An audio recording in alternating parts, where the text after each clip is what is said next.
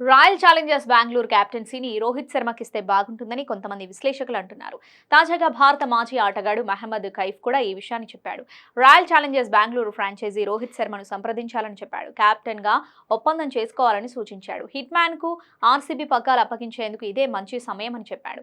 రోహిత్ ఆడినంత కాలం తన ఆట తీరుతో కెప్టెన్ గానే ఉండాలన్నాడు. గుజరాత్ టైటాన్స్ నుంచి ముంబై ఇండియన్స్ కు హార్దిక్ పాండ్యా వచ్చినట్టుగానే ముంబై ఇండియన్స్ నుంచి రోహిత్ శర్మ వెళ్లిపోవాలని అంటున్నారని కైఫ్ పేర్కొన్నారు. ముంబై నుంచి బయటకు వస్తే రోహిత్ శర్మ కోసం చాలా ఫ్రాంచైజీలు పోటీ పడతాయన్నాడు.